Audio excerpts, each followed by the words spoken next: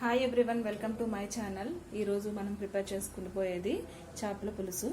So ఈరోజు Sunday కదా, so daily ఎప్పుడు మనము బిజీగా ఆఫీస్కి వెళ్ళిపోతున్నప్పుడు మనం ఏదో ఒక వెజిటేబుల్ని కర్రీగా పట్టుకెళ్ళిపోతూ ఉంటాం. కానీ సండే అనేటప్పటికి అందరిలోని కూడా స్పెషల్ ఐటమ్స్ ఉంటాయి, నాన్ వెజ్ ఐటమ్స్. సో ఈరోజు మనం చేపల పులుసు రెడీ చేసుకుందాము. దానికి కావాల్సినవి ఏంటంటే చేపలు అండ్ ఉల్లిపాయ, పచ్చిమిరపకాయని తరిగి పెట్టుకున్నాను, కొత్తిమీర, కరివేపాకు. మీకు టేస్ట్కి బాగుంటుంది అనుకుంటే కనుక 2 బెండకాయలని ఇలాగా 2 ముక్కలుగా చేసేసి ఇలా తీసుకోండి. సో చింతపండు పులుసు, కొంచెం మసాలా, పసుపు, salt, chilli powder, red chilli powder. So ఇప్పుడు బాండీ పెట్టి ఆయిల్ అనేది వేడిగా అయిపోయింది. ఆనియన్స్ని వేయించేసుకుందాం. ఆనియన్స్ వేగిపోయినాయి. ఇప్పుడు మనము ఇందులో బెండకాయ ముక్కల్ని అండ్ కరివేపాకు వేసేసి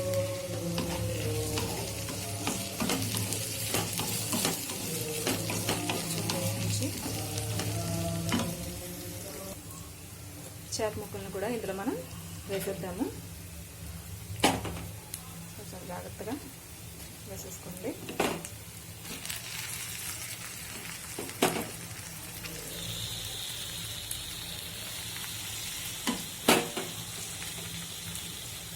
వేసేసుకొని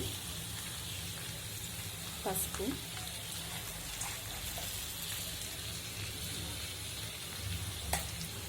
అండ్ కొంచెం జస్ట్ ఒక స్పూన్ వచ్చేసి సాల్ట్ వేద్దాము. Next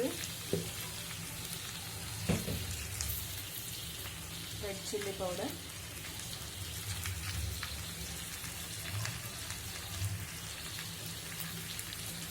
two spoons. కొంచెం స్పైసీనెస్ కావాలి కాబట్టి కొంచెం వేసుకున్నాను నేను. సో ఇప్పుడు దీన్ని ఏం చేద్దామంటే కొంచెం వాటర్ వేసి కొంచెం సేపు ఉడకనిద్దాము. ఆ తర్వాత మనం చింతపండు పులుసు వేసుకుందాం. ఎందుకంటే ఇది కొంచెం నాన్ వెజ్ కదా, సో కొంచెం బెండకాయ ముక్కలు కూడా ఉడకాలి కాబట్టి కొంచెం వాటర్ వేసి ముందు కొంచెం ఉడికించుకున్న తర్వాత నెక్స్ట్ మనం చింతపండు పులుసుని యాడ్ చేద్దాం. ఇలా కొంచెం వాటర్ యాడ్ చేసుకుని జస్ట్ ఒక్క 5 minutes కుక్ అయిన తర్వాత మనం నెక్స్ట్ ఇంగ్రీడియంట్ని యాడ్ చేసేద్దాం. సో ఉడికిపోయింది కొంచెం దగ్గరికి. సో ఇప్పుడు మనం ఏంటంటే ముందుగా తీసుకున్న ఏదైతే చింతపండు పులుసుని రెడీ చేసి పెట్టుకున్నామో దాన్ని ఇప్పుడు ఇందులో వేసేద్దాము.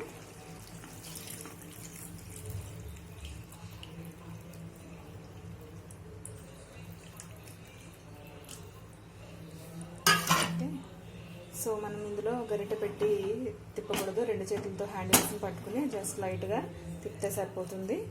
సో కొంచెం సైడ్ని మనం కొంచెం కదిపితే కనుక అది మొత్తం అంతా కూడా మిక్స్ అవుతుంది. సో ఎక్కువగా కదపడం వల్ల ఏంటంటే పీసెస్ అనేవి విడిపోవడానికి ఛాన్స్ ఉంది. సో మనం స్టార్టింగ్లో కొంచెమే కదా సాల్ట్ వేసాము, ఇప్పుడు మన టేస్ట్కి తగ్గట్టు సాల్ట్ని వేసేసుకుందాము. కొంచెం తక్కువైనా పర్వాలేదు. సో మనకి దించిన తర్వాత యాడ్ చేసుకోవచ్చు. సో అలా వేసేసుకున్నాము. ఇది కూడా కొంచెం దగ్గరికి అయిన తర్వాత మసాలా అనేది యాడ్ చేసుకుందాం.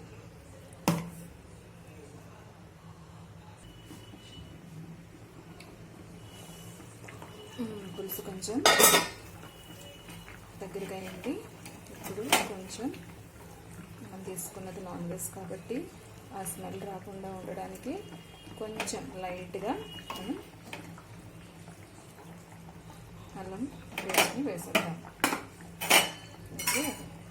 సో అది కొంచెం మనకి ఏంటంటే చేతులతో కొంచెం దాన్ని 2 హ్యాండిల్స్ పట్టుకుని ఒకసారి తిప్పితే అది కరిగిపోతుంది. సో ఆఫ్టర్ దట్ కొత్తిమీరని కూడా ఇందులో వేసేస్తున్నాము. బాగా ఫ్లేవర్ పడుతుంది. దగ్గరికి అయిపోతుంది కదా. ఒక 5 minutes మసాలా వాసన పోయేంత వరకు కూడా మనం దీన్ని ఇలా పెట్టుకుంటే సరిపోతుంది. ఓకేనా?